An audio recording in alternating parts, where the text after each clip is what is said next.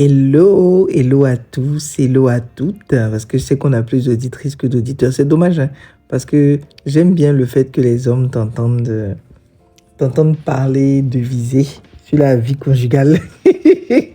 Hello, monsieur Dopamine, comment tu vas? Ça va, bonsoir. Ça Un peu va. fatigué, mais ça va. Et puis tu dis pas bonsoir, mon amour chéri, que j'aime de tout mon cœur. Là, comment tu as respiré? On sent que tu es au bout de ta vie. Faut pas me tuer avant la fin de l'émission. Bon, on est en train de lire deux livres, pour rappel. C'est deux livres du même auteur, Constanza Meriano.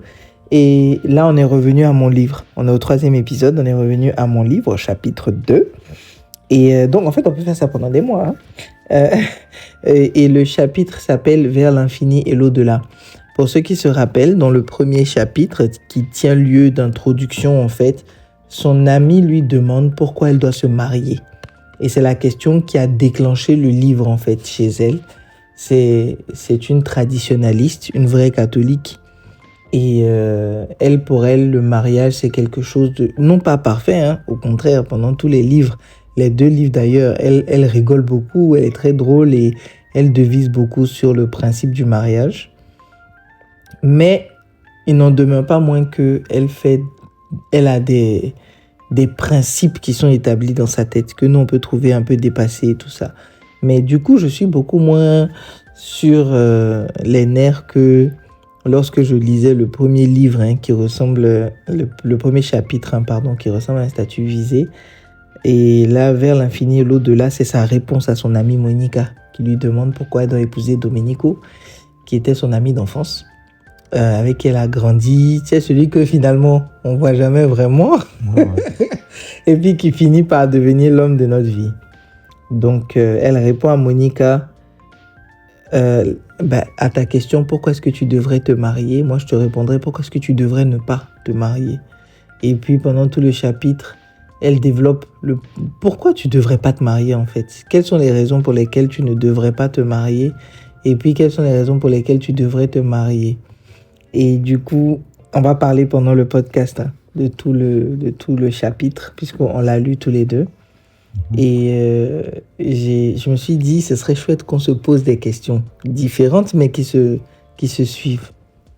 Donc, je t'ai laissé 5 questions et je vais te poser au fur et à mesure. Mais d'abord, avant toute chose, l'intro, c'est comment tu as trouvé ce chapitre?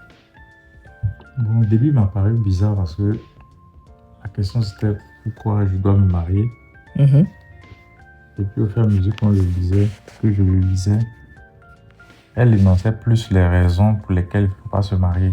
Ou bien les raisons pour lesquelles on va détester être marié. Ouais. Et puis, en 2 lignes, bien en 2 paragraphes, elle glissait une excuse qui validait la thèse du mariage, quoi. Tu veux le côté positif du mariage. Mais c'était un peu flou. Au début du chapitre. Oui. Mais est-ce que tout le chapitre Non, c'est tout le resté chapitre, flou? je parle de tout le chapitre. Ah, ok. Donc toi, tu trouves que c'est pas suffisant, par exemple, les raisons qu'elle a données pour rester mariée ou bien pour être mariée? Non, si, c'est suffisant, mais je veux dire, les mauvais exemples, si tu veux, qu'elle a pris, qu'elle a pris, étaient plus nombreux. Mais véridique ou pas? Oui, c'était véridique. Il y en a pas, bon, elle n'a pas tout mis aussi, mais bon. Bon, elle va pas tout mettre. Elle Elle peut pas tout mettre. Elle sait pas quel genre de dragon tu vis aussi. Pas tout mettre. Mais ce que je veux dire, c'est que, est-ce qu'elle n'a pas fait ça aussi pour... Parce que le livre est encore long devant nous, hein. Je veux dire, il y a peut-être 12 chapitres. Est-ce que dans ce chapitre-là, on se pose la question, puis on verra plus tard. Est-ce que dans ce chapitre, elle n'est pas en train de dire, voilà les fameuses raisons pour lesquelles les gens ne veulent pas se marier, ou bien ne restent pas dans les mariages? Mais moi, je te dis, épouse quand même cette personne parce que c'est la bonne personne pour toi. Parce que c'est quelqu'un qui a toujours été là. Dit dans le chapitre. Et parce que l'amour est censé vouloir le bonheur de l'autre et pas le nôtre. Donc en fait, quand on se marie, on ne se marie pas pour être heureux, mais pour rendre heureux. Si, c'est ce qu'elle dit dans le chapitre. Et puis, bon, les mauvaises raisons qu'elle dénonce même, elle les balaie ensuite. Est-ce que c'est des vraies mauvaises raisons? Donne deux exemples comme ça que tu as retenus. Elle a parlé de... monsieur, par exemple, tu penses qu'il a attentionné, puis 2 secondes après, il est parti. Ah, L'exemple où elle parle de...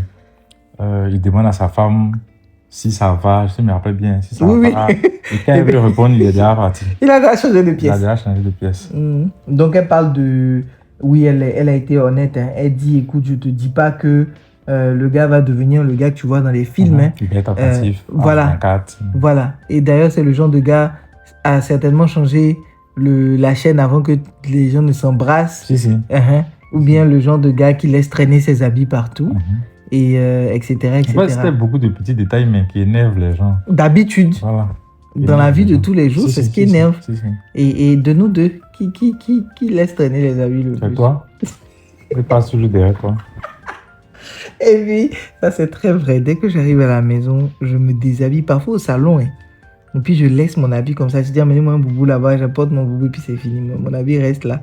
C'est lui qui va venir derrière ramasser et tout ça. D'accord? Ok, rentrons dans le vif du sujet avant que tu ne me tues. Première question. Et ces questions-là, je vous dis, c'est des questions quand même qui sont relativement sensibles parce que c'est le genre de conversation qu'on devrait avoir avec la personne qu'on veut épouser. Je te pose la question. Est-ce que tu te sens prêt aujourd'hui et capable d'être mon guide sur le chemin de notre vie commune, même quand je doute et que j'ai peur? Dis que je suis prêt. Je vais répondre par l'affirmative, mais je pense pas à 100%. Est-ce que tu sais que oui, mais ça veut dire non? C'est pour nuancer en fait. Oui, en même temps, non. Parce que ça peut pas être à 100%. Pourquoi? Parce qu'il y a des épreuves devant que tu ne maîtrises pas. Tu penses pouvoir. Et je pense que c'est mieux même de sous-estimer que de te surestimer. Et puis arriver devant là-bas, tu te rends compte que tu pensais avoir fait beaucoup d'efforts alors que tu n'as pas fait assez. Alors que si tu te dis que tu n'es pas prêt, ça suppose que tu dois travailler encore plus. Tu vois, non? Ah non, je vois pas. On n'a pas la même façon de voir les choses. Moi, je crois que sous-estimer crée une réalité qui fait qu'après, on se dit, ah, je peux pas. Non, Vraiment quand pas. je dis sous-estimer, là, je ne dis pas dans le sens où tu te sens faible ou bien tu peux pas. Hein. Tu ne penses pas que tu es trop fort, en fait. C'est ce que Réponds juste par oui ou par non. Non, je ne peux pas répondre par oui, je peux pas répondre Alors, par non. est-ce que tu te sens prêt et capable d'être mon guide sur le chemin de notre vie commune, même quand je doute et que j'ai peur?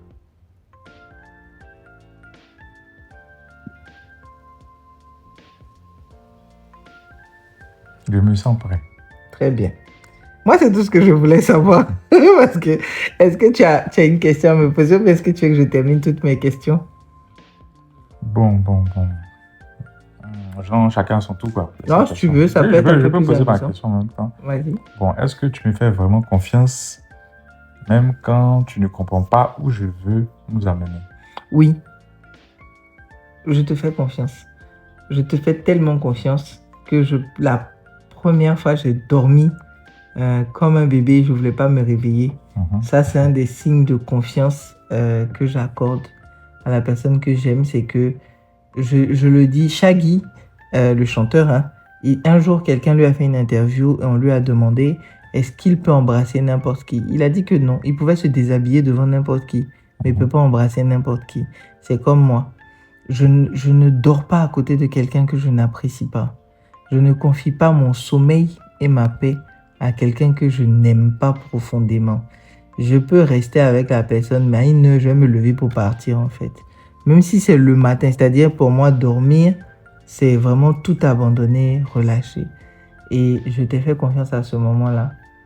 Je pense que de nous deux même, quand on s'est rencontrés et que j'ai dit aux gens qui sont autour de moi que j'étais avec toi, ils ont eu plus peur pour toi que pour moi. Si, voilà. Je me rappelle. Donc, moi, je t'ai fait confiance dès le début. J'avais plutôt des crises de confiance par rapport à moi-même. Est-ce que moi, j'allais être capable de faire, par exemple, ce que je fais aujourd'hui? De me relâcher autant, d'abandonner autant, de lâcher du lest autant, de confier mes enfants autant et d'avoir la paix par rapport à ça. Parce que tu peux confier tes enfants, mais ton cœur bat, quoi. Ouais. Donc oui, je te fais parfaitement confiance. Je te fais confiance, même quand je sais où tu veux nous amener, même si je ne sais pas. Mais ça, c'est pas encore arrivé. Parce qu'il y a cet aspect-là aussi. On partage relativement tout. Voilà. Donc, généralement, je ne prends pas de décision sans t'aviser. Voilà. Donc ça aussi, cet aspect-là a consolidé la confiance parce que j'ai une claire visibilité sur tes finances, comme toi sur les miennes. Tiens, d'ailleurs, il faut que je te déclare des biens qui sont arrivés récemment, tout à l'heure. Donc, 10%. non, il n'y a pas de 10%, c'est l'amour là. Donc voilà, cette question-là, tu vois, c'est réglé. Je comprends que tu aies le poids de la responsabilité, en fait. Parce que tu peux aimer quelqu'un et puis ne pas être prêt à prendre certaines responsabilités. M'épouser, être avec moi toute ta vie, c'est prendre la responsabilité d'être avec une go qui est à la fois Soumaro et Sangaré, une vraie folle. Voilà, et quelqu'un qui va effectivement s'appuyer sur toi émotionnellement. Donc, je sais ce que ça peut représenter parce que moi-même, je porte le poids des autres constamment. Et que avoir quelqu'un avec qui je peux totalement me relâcher, c'était un luxe que je ne pouvais pas forcément me permettre. Aujourd'hui, c'est le cas. Donc, oui, je te fais confiance. C'est à mon tour de te poser la question. Mais tu as dit quelque chose? Non, ça va. Ok. En tout cas, tu es précieux pour moi. Ma deuxième question, c'est quand tu prends une décision importante, est-ce que tu sais que tu le fais pour nous deux? Et est-ce que à chaque fois que tu prends une décision, tu te sens soutenu par moi? Oui, carrément. Parce que comme on vient de le dire là, on sait jamais... on n'a jamais pris de décision sans en parler à l'autre. À moins que ce soit des petits trucs. Sans tout ce qui a été important, tu m'as toujours consulté. Moi, je t'ai toujours consulté. Oui, parce mais tu ne m'as pas dit qu'une pintade était morte il y a 3 jours. On a mangé la pintade. Elle a été préparée avant même que je voie ça depuis. Pour les petites décisions, même pour les petites décisions, il y a des petites décisions, on se consulte. La couleur de ça, on place la cage de tel là. Et puis, les décisions importantes, ça a été à 100% toujours une collaboration ou bien un truc partagé, des infos partagées. Donc, je me sens vraiment consulté. Je sais pas. Oui, c'est vrai. J'avoue que même les placements, les contrats que je peux avoir, là, on parlait tout à l'heure, je t'ai dit que j'ai eu quelque chose de nouveau. J'ai même eu, en fait, j'ai eu 2 trucs nouveaux dans la semaine. Et je me disais, faut que je t'en parle, faut que je t'en parle. C'est vrai que des fois, on a le temps qui court contre nous, parce que là, par exemple, il est presque minuit. C'est maintenant qu'on est en train d'enregistrer le podcast. Donc, je vais certainement le diffuser samedi matin. Mais en vrai, j'avoue que je peux, au travail, par exemple, je peux prendre des décisions sans te consulter. Ça peut arriver. Comme toi, dans ton lieu de travail, tu prends des décisions sans me consulter. Parce que ça, c'est des décisions sur le vif qui concernent le travail. Mais néanmoins, à la fin de la journée, on va quand même venir s'en parler pour dire « tu sais pas ce qui m'est arrivé aujourd'hui, j'ai eu une réunion, voilà. » Et puis, j'ai décidé de faire ça comme ça voilà. Parce que l'autre a fait ci. Voilà. Ou bien, t'étais pas là, j'ai changé la place de telle ou telle chose. Voilà, ce genre de truc, on peut se tenir au courant parce que tous les deux, je pense qu'on a un aspect qui a été soit guéri, soit géré, soit jamais eu. Bon, même si ça, c'est peu probable. C'est qu'on a eu le temps de guérir quand même de nos blessures respectives. J'avoue que ce genre de réaction, il y a 3 ans, 5 ans en arrière, je les aurais pas eu. J'aurais fait des crises pour tout parce que j'ai déjà chassé quelqu'un qui essayait d'entrer dans ma vie parce qu'il m'a conseillé un produit pour déboucher mon évier. Il lui a dit que ça ne le concernait pas, c'est pas sa maison. J'étais sur la défensive parce que je voulais tellement pas que le gars rentre dans ma vie que je trouvais que... Et j'ai eu cette discussion avec ma soeur. Elle m'a dit, je crois que tu rejettes ce gars parce qu'il se comporte exactement comme papa. Voilà. Donc je lui ai dit, merci d'avoir mis le doigt dessus. Je n'aime pas quand on essaye de me contrôler. Peut-être qu'il essayait de me préserver, en fait, en vérité. Quand je regarde aujourd'hui de l'œil de celle qui va bien, je me rends compte qu'en fait, il essayait juste de faire bien les choses. Il n'essayait pas de me contrôler, en fait. Et étrangement, quand j'ai été avec quelqu'un qui me contrôlait, je ne me suis même pas rendu compte. Pour moi, en fait, c'était des démonstrations d'amour. C'est ce que je voyais. Mais ce n'était pas forcément ça. Et puis, pour le deuxième volet de ta question, tu as demandé si je me sentais soutenu. Oui, quand même. C'est vrai? Oui, quand même. Donc, on va dire, euh, j'ai pas eu besoin de prendre beaucoup de décisions, on va dire, difficiles. Mm. Donc, c'était des trucs, vu qu'on parle tout le temps, on communique tout le temps. C'est Donc, pour ça du que tu trouves début pas ça à la- difficile, voilà, je pense. donc du début à la fin, Mm. on s'est déjà parlé. C'est pas Si. un truc Si. dont il faut expliquer à la personne Ouais. comment ça a commencé. Ouais. Donc, vu qu'on Tu a, n'es pas on dans a- la perspective de me convaincre, en voilà, fait. donc vu qu'on a vu toutes les étapes, depuis le point 0 jusqu'au point 10, par exemple, Mhm. bon, forcément, tu vas me soutenir parce que la décision a toujours été prise à deux, du Mhm. début à la fin. Mhm. Donc, je me sens toujours soutenu, quoi. À Oh, 100%. ça mérite un bisou. Oh, on va bicher les gens. Ok, ta deuxième question pour moi. Deuxième question. Est-ce que tu te sens en sécurité quand je prends les devants ou que je tranche dans des décisions importantes? Bon. Bon, tu vois, nous, on a résolu le problème depuis la première question. Parce que quand on parle régulièrement et qu'on prend des décisions ensemble, il n'y a pas besoin vraiment de trancher. Et je crois que de nous deux, je suis plutôt celle qui tient le couteau. Je suis plutôt celle qui tranche quand on hésite. C'est-à-dire que quand on est en mode, on fait, on va dire, ok, c'est bon, on fait. Et puis voilà. C'est plus, je pense que c'est plus moi qui tiens la machette là, le coup. Donc, je me sens en sécurité dans le sens où tu n'essayes pas de m'écraser parce que je suis une femme et puis parce que ça devrait être les hommes qui devraient prendre les décisions. Je me sens pleinement respectée. Je me sens pleinement à ma place, en fait. Pas dans un stéréotype, pas dans une cage, pas dans une boîte, pas dans un carré ou un précaré où genre, la femme est là seulement pour faire chuchoter à l'oreille. D'accord? Des fois, on n'épouse pas un roi. D'accord? C'est pas... Des fois, on n'est pas obligé d'essayer de faire de l'influence sur la personne pour l'emmener à changer de décision. On lui parle honnêtement, ouvertement. Et puis, là, on n'a pas épousé un roi, on a épousé un pote. On sait qu'on a épousé la personne qui va toujours être au même niveau que nous. C'est-à-dire qu'il ne va pas essayer de nous mettre plus bas, qui ne va pas essayer de se mettre plus haut, qui ne va pas essayer de nous lancer aussi trop. En tout cas, on est toujours ensemble. Et puis, on marche ensemble. Donc, je me sens parfaitement en sécurité quand tu prends des décisions. En fait, je n'ai même pas peur, quoi. C'est que je pars tranquille en sachant que la sécurité de la maison est gérée. Quand ce n'est pas le cas, on se dispute. Si je trouve que tu n'as pas assez fait, par contre, ça, c'est vraiment mon caractère, mon tempérament. Si je trouve que tu n'as pas assez fait, je vais te dire que je trouve que ça aurait pu être mieux. Hein. Et donc, je fais quelques petites remarques qui peuvent être fort déplaisantes, mais qui ont pour objectif de te dire que des fois, il faut vraiment taper sur la table, quoi. Bim!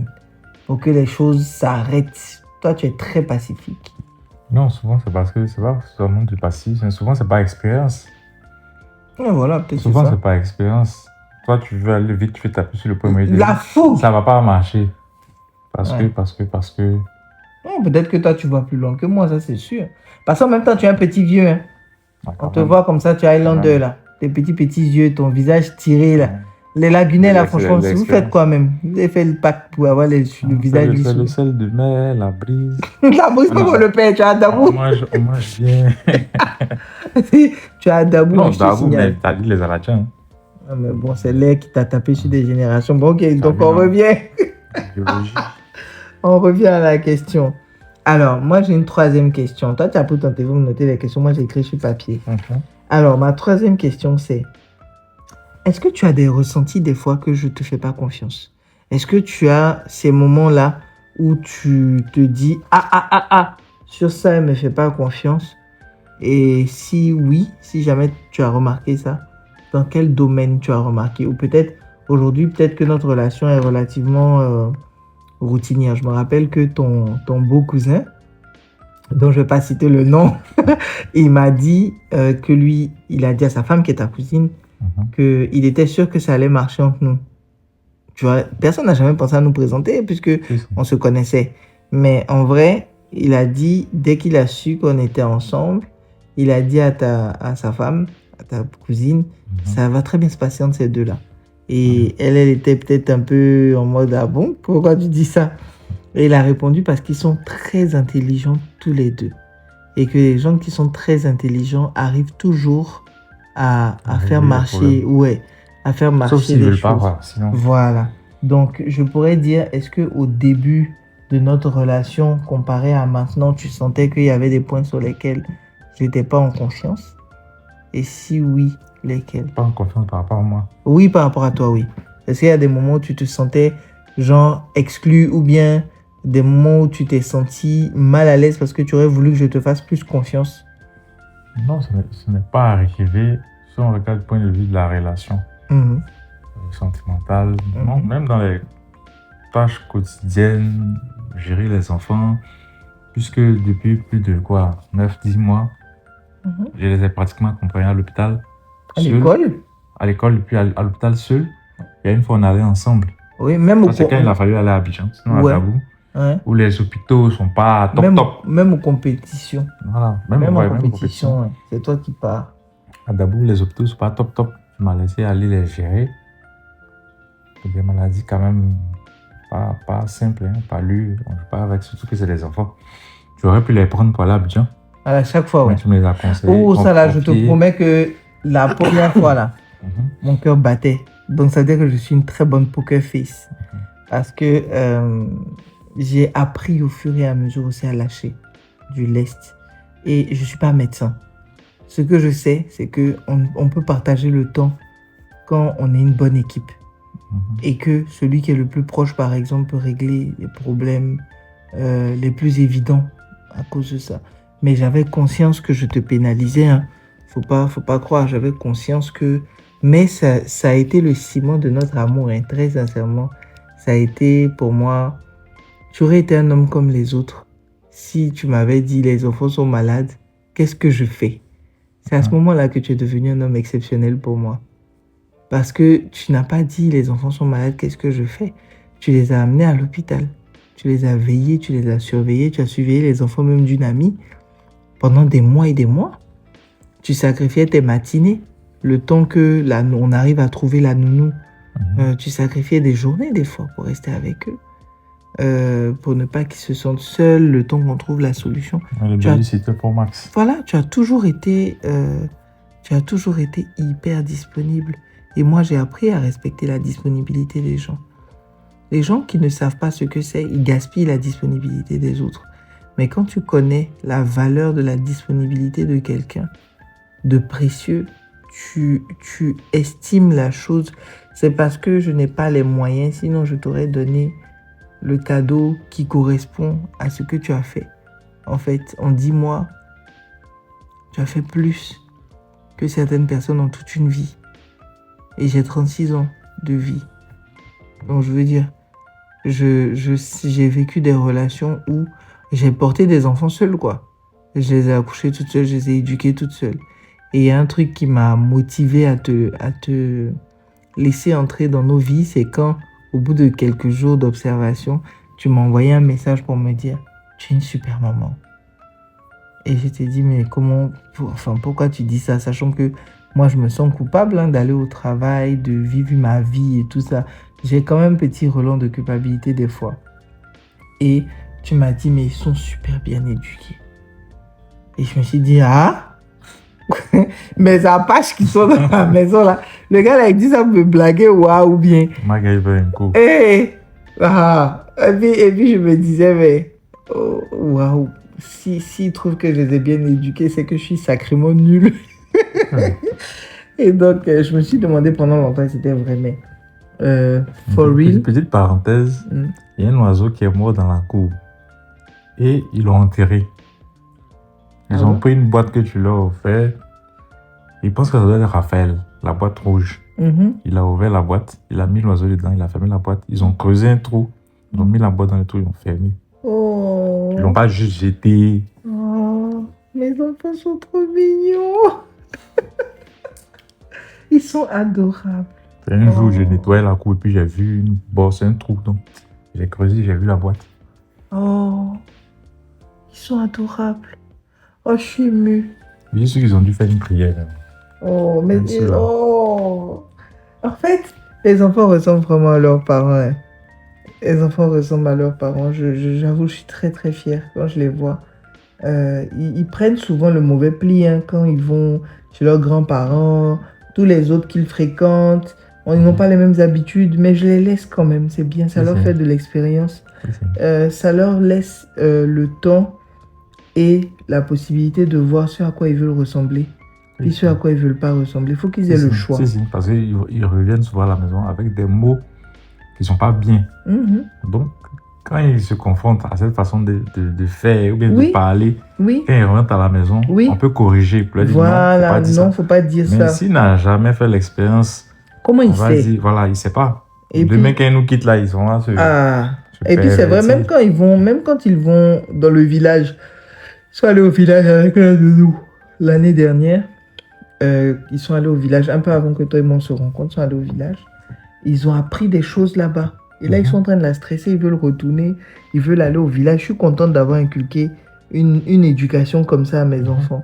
Mes enfants ne cherchent pas à sortir, quoi. Non. Ils disent que ils veulent aller ici, puis ils vont te pourrir la vie parce qu'ils veulent aller aux États-Unis, mais je sais pas quoi. Eux, ils veulent aller au village. En fait, finalement, ils sont heureux avec ce qu'on leur donne. Ouais. Ils adorent le sable. Moi, oh là là, franchement, là, je te dis, je sais pas comment ils ont fait pour pas ramasser la mort encore dans le sable, là. Parce qu'ils aiment trop se traîner dedans. Et alors, toi, tu as une troisième question pour moi. Oui. Quand je montre mes limites Mhm. ou mes fragilités, est-ce que tu arrives quand même à me voir comme ton roc? Oh, alors, ça mérite que je m'asseye pour répondre à la question. Je sais pas si j'ai vu toutes tes vulnérabilités. Parce qu'on confond souvent le calme, la timidité et à la vulnérabilité. Mhm. Je crois que tu m'as pas autorisé à tout voir encore. Petit à petit, mais tu es quelqu'un de très jovial et tu arrives toujours à trouver une solution ou un truc pour m'apaiser en fait. Quand tu as compris que c'était les câlins et les choses, le contact physique qui m'apaisait, ce que tu as commencé à faire. En fait, tu as commencé à me toucher beaucoup, à me faire des câlins beaucoup, à me masser beaucoup. On fait des plis. Voilà, et quand tu as trouvé aussi ça, mon secret pour m'endormir, c'est ce que tu faisais en fait. Et donc du coup, je sais pas si... Je pense que je t'ai montré beaucoup plus de vulnérabilité que toi, tu m'en as montré. Mais ça vient petit à petit. Je sais que l'épisode de ta hanche, c'est la première chose que tu m'as raconté. Mhm. Et c'est donc la première vulnérabilité que j'ai vue avec l'attachement que tu as à ton chien. Qui est vite devenu mon chien d'ailleurs. Qui dort plus à côté de moi qu'à côté de toi. Mais en vrai, et c'est d'ailleurs la première personne que j'ai cherché à rencontrer chez toi, c'est ton chien. Tu ne peux pas la louper. Ah non, c'était difficile de la rater, hein, parce qu'elle était sur la terrasse. Donc, Ouais. pour atteindre la chambre du gars, il faut passer par le chien. Donc, c'était ta vulnérabilité, je l'ai toujours aimée. Parce que tu es tellement simple, en fait, que c'est là, quoi. Ça se voit dans tes yeux, ça se voit dans la façon dont tu traites les gens. Et même dans tes colères. Donc, si en fait, je dois avoir un côté vulnérable chez toi, c'est quand tu es en colère. Quand tu es en colère, c'est chic. Hein. Je suis bavarde. On dirait un vieux. Tu parles puis tu parles seul. Et bien, quand le truc est fini, tu continues quand même. Il doit parler. Donc, c'est ça. Ça doit sortir. Il doit faire comme les autres qui prennent les verres, mais l'assiette pour lancer sur les Et murs. voilà. Pour se Donc, défouler. non, quand Faut on qu'il n'a parle. pas. Mais je ne supporte pas quand je sens qu'il parle, puis quelqu'un dit c'est bon, on peut parler. Mais bref, là. C'est quatre lettres là, franchement. Et ça, j'adore dire Ça bref. t'énerve encore plus. Hein. Moi, je dis bref en plus. Tu m'as jamais dit. Mais c'est bien, le podcast m'apprend des choses. Est-ce que tu as... Et puis, tu parlais de vulnérabilité qu'on ne voyait pas. C'est parce que souvent, il y a des situations qui sont stressantes. Genre, peut-être. Ah, ça, je vois par contre. Oui, ça, je je dis. Tu es silencieux quand c'est comme ça. Voilà, je dis, ça sert à rien d'être inquiet ou bien d'être super stressé pour un truc qui va peut-être forcément arriver. Donc, Mais tu vais- sais que quand tu es stressé, là, quand moi je vois que tu es stressé, ce qui me fatigue, c'est le fait de ne pas savoir pourquoi. C'est pas que je vais résoudre le problème. Des fois, aucun de nous deux ne pourra résoudre le problème. Non, souvent c'est pas des trucs, on va dire, vraiment importants. Ça, c'est pour, C'est pas c'est pour vraiment toi, mais important. pour moi. En vrai, ça va rajouter à toi ton stress. Non! Dès qu'il y a Tu plus vois, stressé que tu vas mis. tu vois, c'est ça que tu ne comprends pas. C'est que je ne me sens pas utile pour toi si je ne sais pas ce qui te tracasse. Tu vois, la dernière fois, tu m'as dit, j'ai besoin de telle chose. Ben, ça m'a soulagé de savoir que tu m'as exprimé un besoin. Parce que réellement, c'est la première fois. Je ne sais pas si tu te rappelles, on a fait le parcours des 40 jours de prière. Mais à chaque fois il y avait la question qui demandait de quoi tu as besoin. Moi, j'arrivais très clairement à dire mes besoins. Et toi, tu disais, oui, mais le fait de t'avoir, moi, ça me convient. Tu m'as dit que... Toi-même, tu viens de dire que je suis très simple. Donc, en fait, quand je parle de stress, et puis je dis que c'est pas important, là, c'est des trucs... Si j'ai pas, ou bien si je peux pas faire... Je fais comme avant, quoi. Je continue, c'est pas vraiment un truc... Mais pas vraiment mais là, un tu besoin. n'es plus seul, donc tu ne peux pas faire comme avant. On est Moi, quand je dis comme d'accord. avant, c'est pas comme avant quand j'étais seul. Hein. Je parle de sans ça, en fait. Ok, mais tu ne sais pas si j'ai la capacité de te donner la chose. Donc, si tu ne m'en parles pas, qu'est-ce que tu en sais? En fait, même si tu as la capacité de donner ou que tu peux donner, c'est à l'instant T, Mhm. que tu donnes ou pas, genre, il y a une autre Ok. solution. D'accord. Donc, je D'accord. préfère Oui, mais garder le les truc, cartouches. Mais le truc, c'est pourquoi moi je te vois stressé alors, si tu peux gérer quand Non, j'ai. tu vois, j'ai perdu de mes pensées, c'est même pas vraiment du stress même. Ok. Mais Donc, c'est généralement, ce il y a qu'elle disait dans le livre. les émotions, pas toujours sur mon visage. Souvent, il y a rien qui me voit. Ah, il est content, accolade, tout, mais c'est un micro-souris qui sort. Tu n'avais envie de le voir, oui. Non, genre, je suis content, mais je ne peux pas lui dire d'ouvrir ses dents. Je ne suis pas hypocrite, quoi. Mais donc, si tu es très content, pourquoi tu fais un petit souris? Non, parce que déjà, je suis timide. Mais Donc- tes dents sont timides aussi. Non, quand je dis timide, c'est... Dans l'expression. Non, dans l'expression, ah ouais, il crie, il saute. Bon, ça, en tout on cas, te c'est pas salue. toi. Non, Ah, c'est je suis clairement content, pas Je toi. suis content, alors moi, je le fais ici. Si je suis content. Tu ressembles à un vieux gréché quand tu fais ça. Là. Déjà, là, déjà. Alors, moi, ma quatrième question, parce que je pense que là, on arrive à la question 4. C'est qu'est-ce qui te donnerait si tu devais citer? Et là, il te dit, il faut citer. Faut pas venir dire, non, je me contente de ce que tu me donnes. Qu'est-ce qui te donnerait encore plus de force pour être l'homme de la maison? C'est quoi? Les trucs qui me manquent, que je t'ai pas encore donné, mis à disposition. Qu'est-ce que j'ai pas encore fait, que je pourrais faire pour que tu te sentes encore plus l'homme de la maison? Je sais pas. C'est pas vraiment un détail, mais il y a eu 2, 3, on va dire, faits. Bon, j'ai toujours voulu en parler, mais ça a progressivement changé. Donc, le problème, en fait, c'est pas un problème. Au début, je pensais que c'était un problème, mais c'est pas vraiment un problème. C'était plus avec les enfants. Au début, j'étais, on va dire, l'inconnu. Ouais. Après, ils m'ont adopté, Ouais. même si souvent c'est tonton, souvent c'est papa. Devant les gens, souvent c'est papa. Ils sont Voilà, ils sont à un peu la perdus. recherche Voilà. de... Ils n'ont pas encore trouvé leur truc, quoi.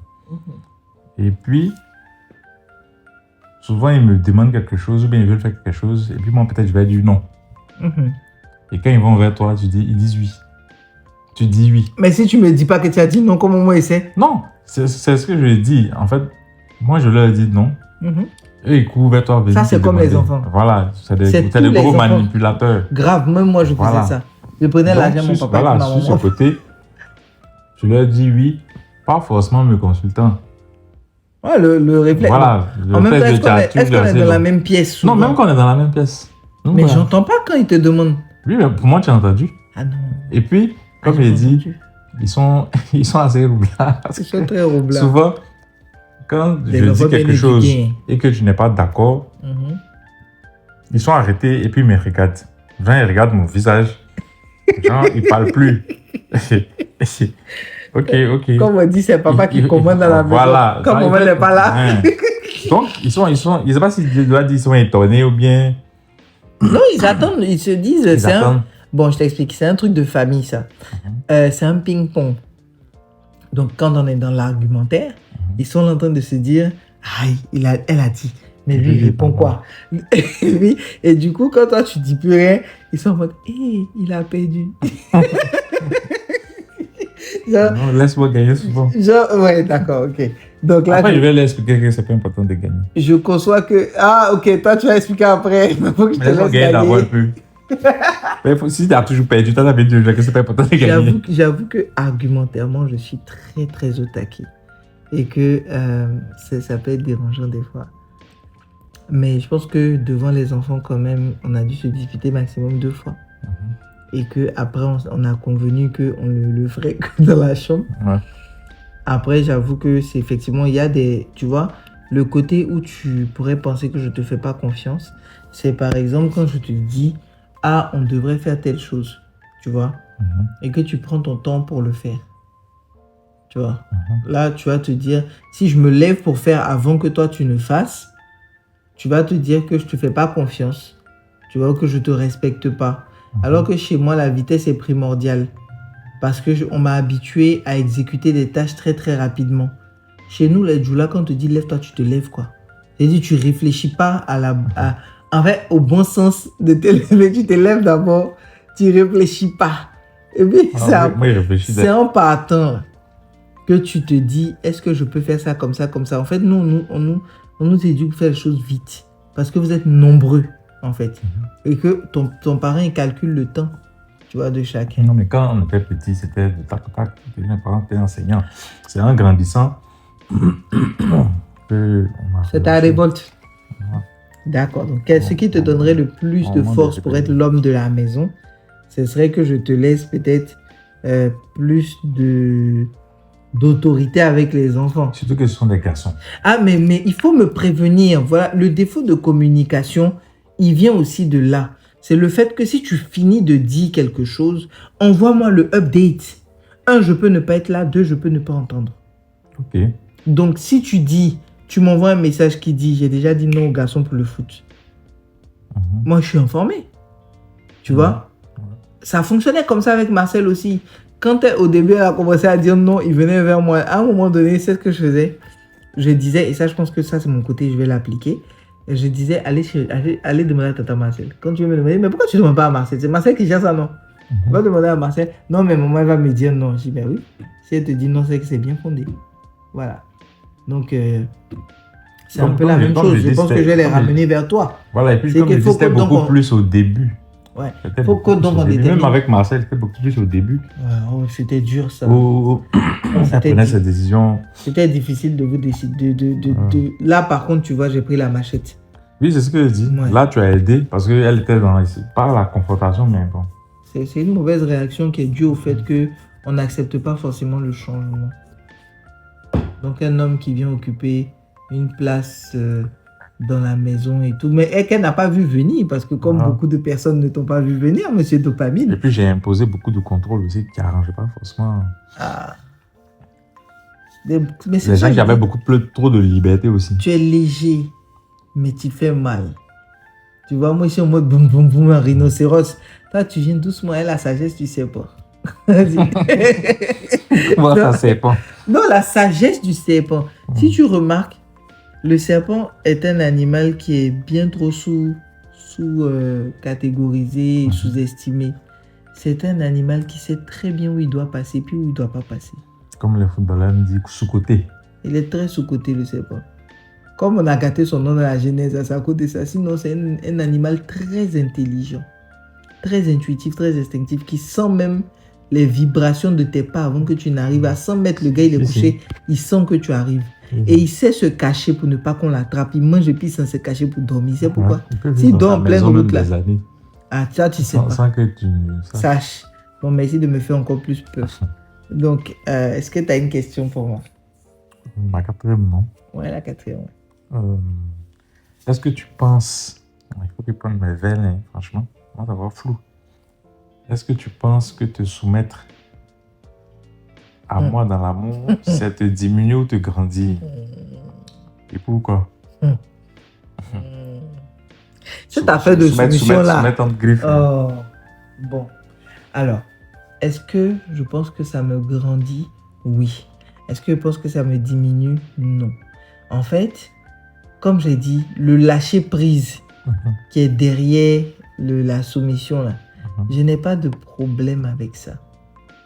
J'ai lâché prise avec bien des fois la mauvaise personne. Pourquoi pas la bonne? Tu vois, cette question est très facile à répondre. Ok. Je ne peux pas me soumettre à quelqu'un qui ne peut pas mourir pour moi. Moi, il sait que toi, tu peux mourir pour moi. Mais tu ne peux pas mourir pour moi. Il faut dire, le peuple t'entend. Oui, mais, oui, mais ici.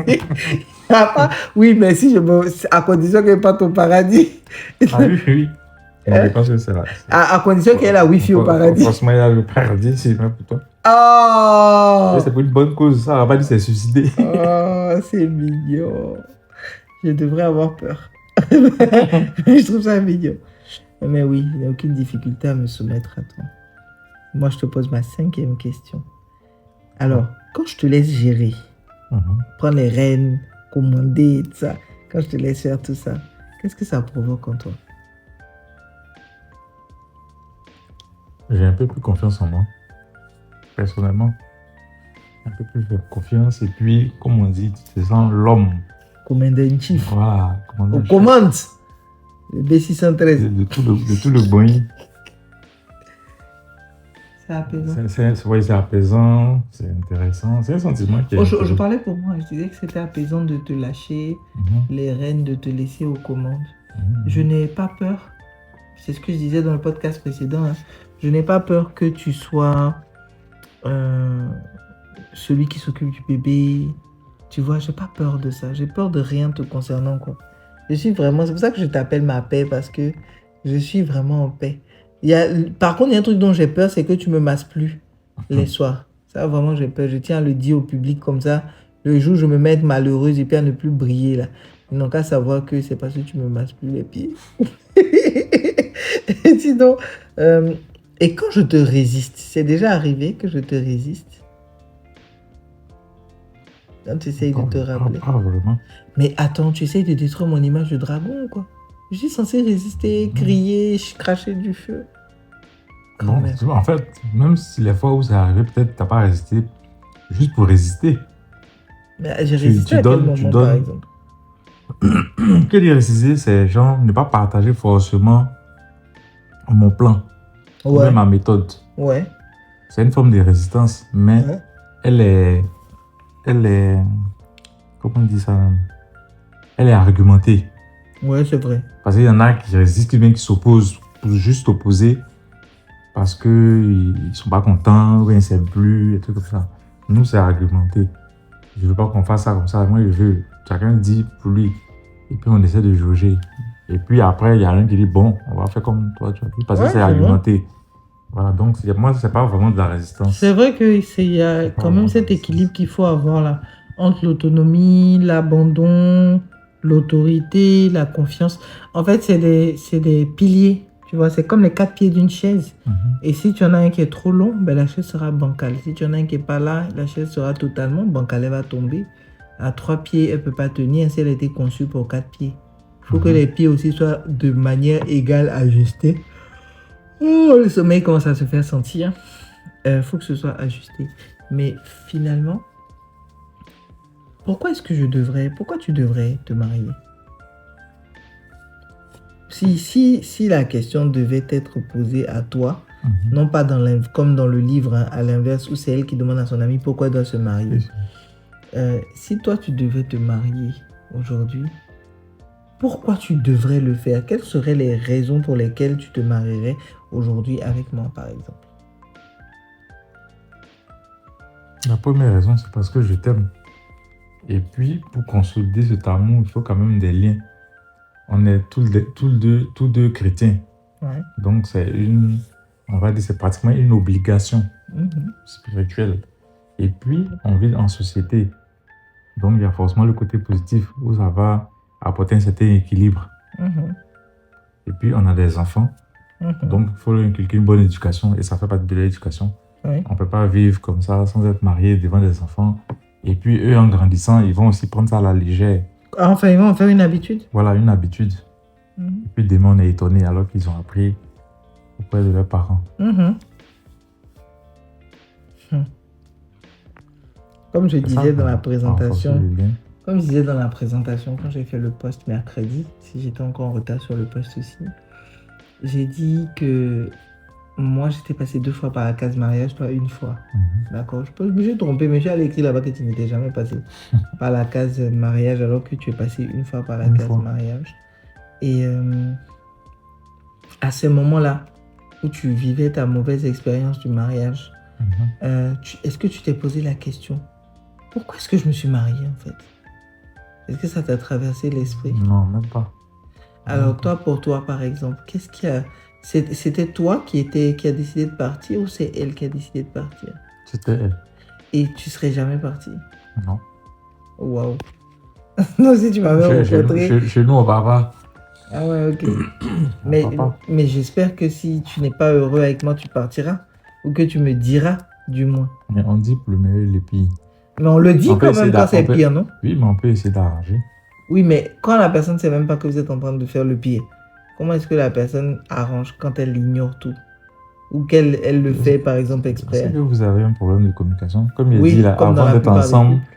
vous devez vous connaître déjà. Donc si la personne ne sait pas ça que vous ne connaissez pas avant, Je sais pas, je suis un peu mitigé. Bon, moi, à contrario de toi, la première fois, c'est moi qui suis parti. La deuxième fois, c'est lui qui est parti.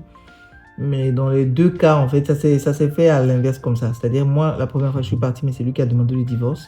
La deuxième fois, c'est l'autre qui est parti, mais c'est moi qui ai demandé le divorce. Tu vois. Mais dans les deux cas, je ne m'imaginais pas rester. Les deux mariages en question n'ont pas fait 1 an de vie commune, je veux dire, dans la même maison. Parce que je me suis rendu compte, peut-être que j'étais pas préparé. et puis peut-être les raisons Oui, étaient vraiment graves. oui. Il y a des raisons qui sont avouables Voilà. dans un podcast comme celui-là. Puis il y a des raisons qui ne sont pas avouables. Il y a les questions, pour le premier mariage, en tout cas, c'était une totale... c'était une bipolarité qui ne disait pas son nom. C'est-à-dire qu'on était aux deux extrêmes, en fait. On était totalement différents. Et en même temps, on n'avait aucun point commun. À part Dieu, justement. Or, ça, ça trompe les gens. De penser que parce qu'on a la même religion, oui. on va partager les mêmes valeurs, etc. C'était pas du tout le cas. Et puis, comme je dis, il y a des choses même qui ont des dates de péremption, quoi. Je me rappelle même plus, mais ça n'allait pas. Franchement, de rien n'allait. Et à force, je me suis dit que j'avais forcément un problème. Il y avait un problème. Parce que j'avais trop romantisé le mariage. C'est dû au Harlequin ou à Doras, au film de TF1, où tu crois que... Je crois que cet aspect-là compte dans le sens de maintenir une belle relation. Mais que ce n'est pas l'essence du mariage. L'essence du mariage, c'est la vérité. Or, ce mariage-là, comme le second, étaient tous les deux basés sur des mensonges que chacun a créés et puis a emmenés dans le couple. Donc, à chaque fois, je me suis marié pour les mauvaises raisons, en fait. Est-ce que c'est pas parce que on a eu peut-être de mauvaises expériences en griffe avec nos parents concernant le mariage? Et nos parents, c'est les grandes familles. C'est pas nos parents forcément directs. Moi, par exemple, avec le vieux et la vieille, ils sont restés tellement longtemps, mais sans officialiser. Un moment, un voulait, l'autre ne voulait pas, et puis ensuite, l'autre a voulu, l'autre n'a pas voulu. Mais ils ont plus duré que des gens qui ont officialisé le truc de la 4e jusqu'à la retraite, comme mes la fonction publique. Comme mes parents. Voilà. Mes parents ont fait ce que tu as dit en deuxième là. Ils ont été longtemps ensemble. Quand ils se sont mariés, ça s'est gâté. C'est-à-dire que mon meilleur ami dit que le changement de dynamique, en fait, c'est ça qui gâte les relations.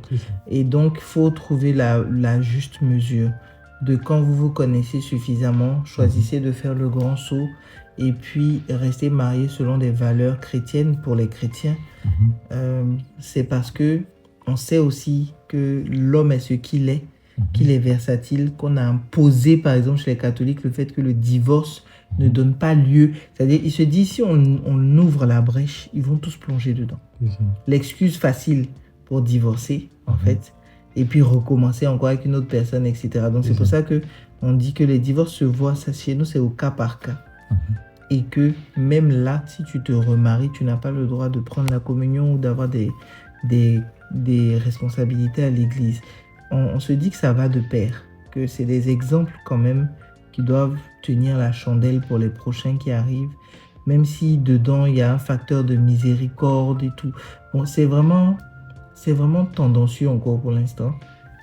Parce que beaucoup de personnes peuvent se glisser, beaucoup plus de personnes malhonnêtes peuvent se glisser dans la brèche que de personnes honnêtes qui vivent des drames, hein, qui n'ont pas forcément, qui ont envie de communier, puis qui se sentent loin de Dieu parce qu'ils se sont vraiment profondément trompés de personnes. Et dans les deux cas, Dieu merci, je ne suis jamais arrivé à l'église. Je suis très spontané. J'ai beau être très calculé comme personne quand il s'agit de poser des actions. Je pose aussi des actions extrêmement spontanées. Dans ma vie personnelle, je pose beaucoup d'actions spontanées. Je pars sur le vif comme ça et je suis très passionné. C'est ça qui m'a valu de perdre des années de ma vie, mais qui étaient des années d'expérience quand même. Et comme je dis, si ce chemin-là m'a mené jusqu'à toi, je suis reconnaissant. Je leur dois une caisse de vin à chacun, sachant que le deuxième fait semblant d'être musulman, il est alcoolique. Donc, t'inquiète, je peux déposer ton caisson de vin. Et c'était des expériences qui m'ont permis de savoir ce que je ne voulais absolument pas. Ça, oui. Est-ce que tu as une question pour moi? Moi, j'ai une dernière question pour toi. Bon, qu'est-ce qui t'aiderait à t'abandonner plus sereinement à mon amour ou à ma direction? Le mariage. C'est tout. Je pense que ce qui officialiserait, en fait, ce qui me mettrait un peu plus à l'aise pour te donner des prérogatives de mari, c'est qu'on se marie, tout simplement. C'est-à-dire que on a déjà une bonne vie. On a déjà testé la vie commune dès les premiers jours d'ailleurs. On a testé. On est resté ensemble jusqu'aujourd'hui. On peut faire le compte des disputes sur le bout des doigts.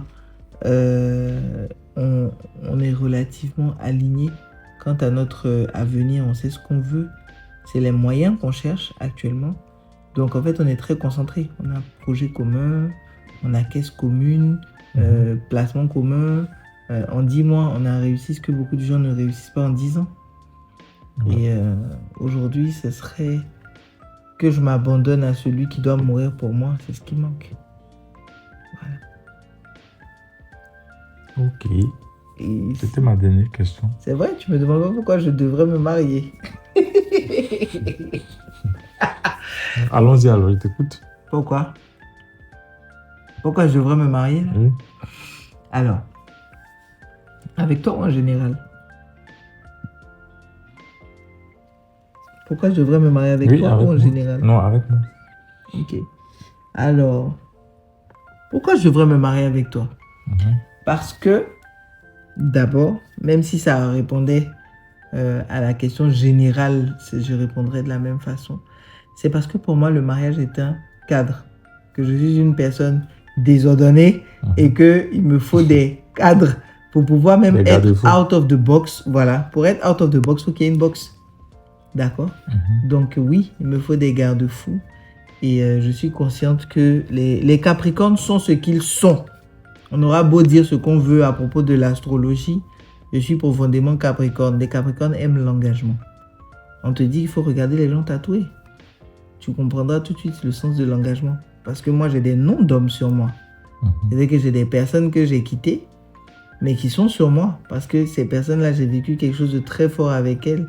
Et que j'estime que c'est pour moi une partie de mon histoire. Mon mari ne peut pas me prendre sur mon histoire. Donc, je l'assume entièrement. J'avoue que ça peut être gênant parce que tout le monde essaie de paraître parfait. Tout le monde essaie de paraître innocent. Tout le monde essaie de faire comme s'il n'a jamais eu de freak-out, comme s'il n'a jamais eu de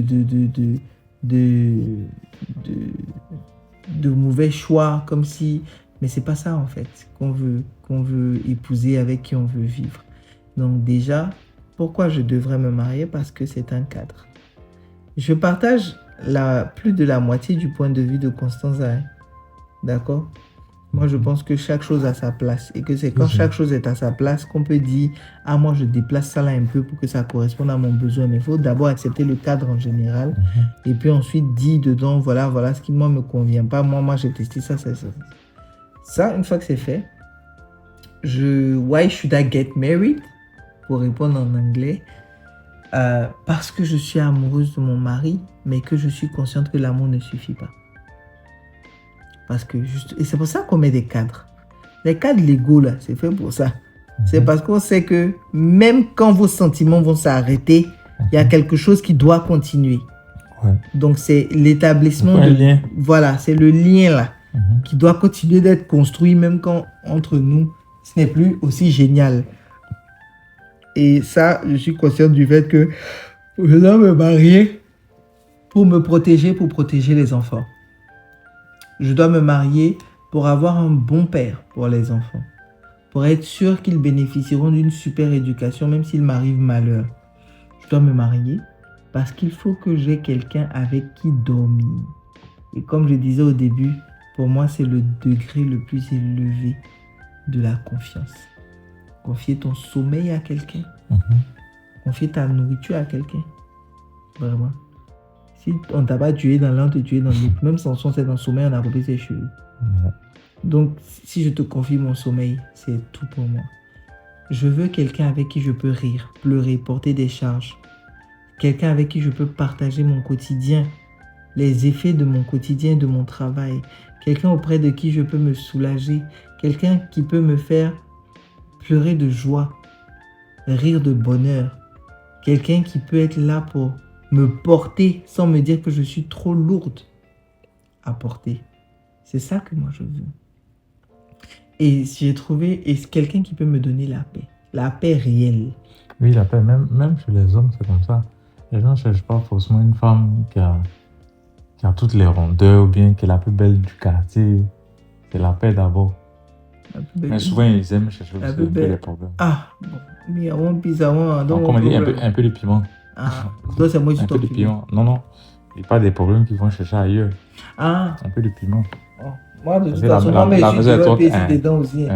Toi, moi, ici, tu es piment en même temps. Il y a quelqu'un qui a dit qu'une fois, il y a quelqu'un qui me draguait un musulman et puis il me dit que moi seul, là, sur 4 femmes, il fait 3. Ah. Je lui ai dit, mais pourquoi il ne fait pas 4? On va parler avec quelqu'un aussi. Il dit, à cause de ça, là, ce moment-là, je ne t'autorise pas. Non. Pourquoi il fait 3? C'est pour me dire que tu n'as pas une autre pour compléter. Il faut dire qu'il fait 4.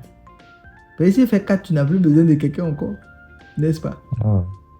Donc, j'avoue que pour terminer. Si il a trop de peine, qu'il va aller chercher 4. Ah, d'accord. Moi, mais une psychopathe, quand je te donne assez de fil à retordre pour moins 15 ans. Et là, je peux dire que ça, ce seraient les raisons pour lesquelles je me marierais. Et pour lesquelles je me marierais avec toi. Parce que tu réunis tout ça. Tu réunis les facultés, l'intelligence, la présence, la disponibilité, la gentillesse. En fait, toutes les valeurs qui font que je suis ouverte à l'idée de cheminer le reste de ma vie avec toi. Ma meilleure amie, que tu connais parce que c'est ton amie aussi, Béni, elle dit tout le temps qu'il n'y a pas d'homme de notre vie, de femme de notre vie. Qu'il y a des types qui nous conviennent en fait. C'est comme les clés, les serrures et les portes. Oui. C'est vraiment ça, la clé et la serrure, c'est ce qui convient. Ça ne veut pas dire qu'il n'y a pas, on peut fabriquer 1 million de vachettes. Mais en fait, il y a 10 000 marques qui fabriquent 1 million de vachettes. Pensez que tu vas trouver ce qui va te convenir. Mais il faut être conscient d'abord de ce que tu es. Il faut t'accepter. Il faut t'aimer. Il faut t'assumer. Tu vas trouver quelqu'un qui va correspondre. Parce que tant que tu ne te seras ni assumé ni aimé, tu vas te tromper toi-même et tu vas tromper les gens qui sont en face de toi. Il faut arriver à être heureux seul d'abord. Si tu n'arrives pas... Et si tu n'assumes pas qui tu es, tu vas être heureux comment? Voilà, c'est ça. Tu peux pas. Ok. Un mot de fin? Mariez-vous. Sinon, vous allez laver les bus quand il pleuvait. Les bus de la Sotra. Arrêtez de tout réfléchir. Bébé, toi, tu n'es pas marié, tu te déjà marié. Il faut dire marions-nous. Mais moi, j'ai essayé une fois. Qu'ils essaient aussi. Ça, c'est vrai. Hein. Franchement, n'ayez pas peur d'échouer. Mariez-vous. Mariez-vous, aimez-vous. Vivez comme si vous n'aviez pas d'autre option que de vivre ensemble, en fait. Je crois que des fois, il y a des cas extrêmes, hein, maltraitance psychologique, physique.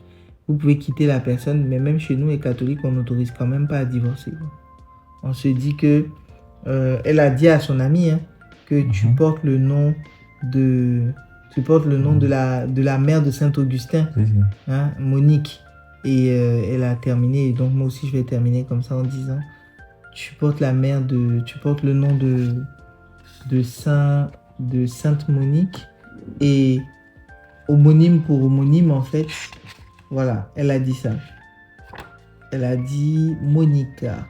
Une minute, hein, je cherche ce qu'elle a dit à Monica. Voilà. Elle a dit tu t'appelles Monica comme la première grande épouse sainte, la mère de l'un des plus grands esprits que l'humanité ait jamais connu, Saint Augustin. Et puis elle dit en parenthèse, excuse-moi Sainte Monique, de maman à maman, peux-tu me dire quel jeu éducatif tu as fait faire à ton fils? Bref, elle fut une épouse qui attendit avec patience, pendant des années, que son époux et son fils comprissent. Alors avec une sainte patronne pareille, tu ne nous décevras pas. Ton ami des causes urgentes, Constanza. Et ça, c'est très vrai. Des fois, on se décourage. Et moi, personnellement, je fais mea culpa. Hein. Je demande pardon aux personnes que j'ai quittées parce que je n'avais pas suffisamment de patience. Ça fait aussi partie du parcours.